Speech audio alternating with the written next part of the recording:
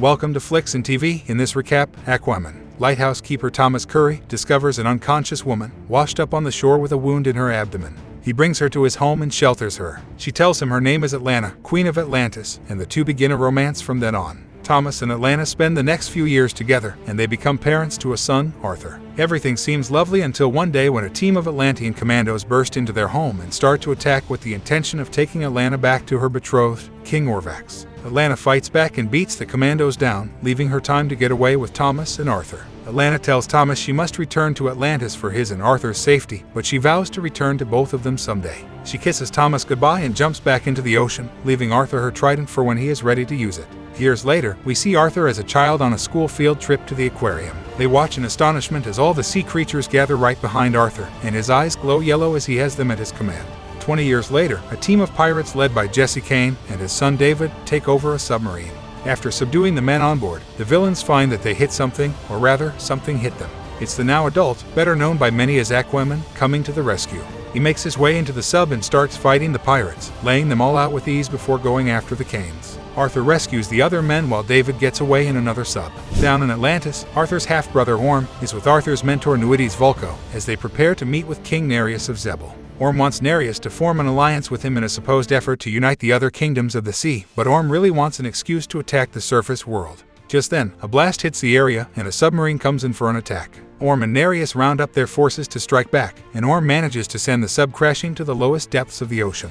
Nereus is then convinced to side with Orm as they prepare to send a message to the surface. Arthur and Thomas are toward the mainland as Arthur and Thomas are driving home. It strikes their truck and pulls Arthur out. He frantically swims back to his father, but with Mira's help, they are able to get Thomas out of the water and revive him. Arthur looks upon the now devastated land and is convinced to join her to stop Orm. The two head toward a cliffside to dive into the ocean. Arthur and Mira board her watercraft and ride past Atlantis to make it to a sunken ship to meet Vulko. He tells Arthur that the legend of Atlantis' trident is real, as it belonged to the founding King Atla, and was forged from powerful steel, designed to allow someone worthy to rule over Atlantis. Back then, Atlantis prospered on the surface and made impressive technological advancements, but their drive for power ultimately brought their downfall, and Atlantis sunk to the bottom of the ocean. However, their advancements also helped Atlanteans evolve and breathe underwater, while others regressed and mutated into monstrosities. Atlan would spend the rest of his life in exile. Vulko provides Arthur and Mira with a cylinder to find the final resting place of Atlan, just before they are attacked by a commando. Arthur and Mira fight them, but another more powerful group led by Merc arrive and capture Arthur. Arthur is brought before Orm so that they can finally meet. He rubs in Arthur's face the fact that Atlanta was apparently executed for bearing a child from the surface. Mira intervenes and gets Arthur out of there before Orm can strike a fatal blow.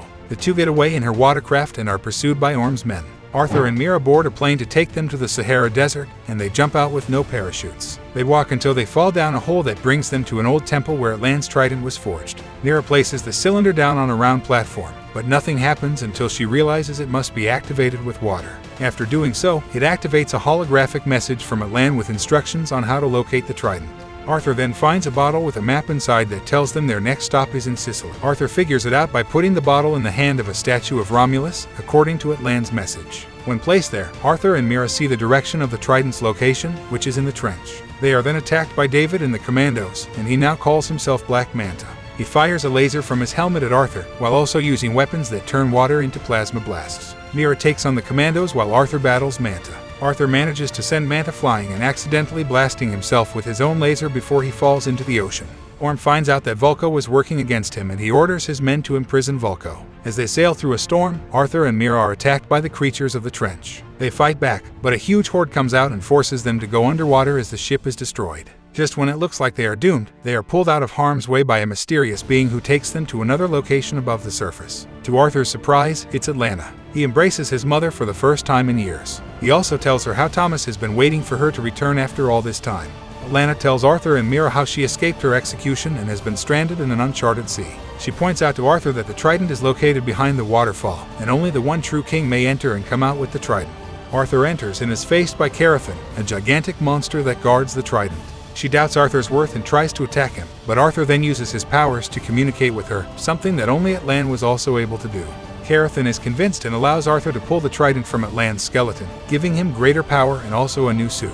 Arthur and Mira lead their own forces of sea creatures, including Carathan, to fight back and subdue Orm's army. Orm then proceeds to fight Arthur once again, only this time, Arthur forces Orm to the surface to fight on his own turf. Arthur utilizes the trident's power to his advantage, and he shatters Orm's trident, leaving him on his knees. Arthur decides to spare Orm's life, even as he demands to be killed. But Atlanta rises from the ocean to greet Orm, and he goes to hug his mother. Vulca orders the commandos to arrest Orm, and he goes willingly. Arthur tells Orm that he is willing to talk to him when he is ready. The Atlanteans then accept Arthur as their new king. Thomas goes down to the docks once again, and is surprised to see that Atlanta has finally returned to him. The two embrace and kiss.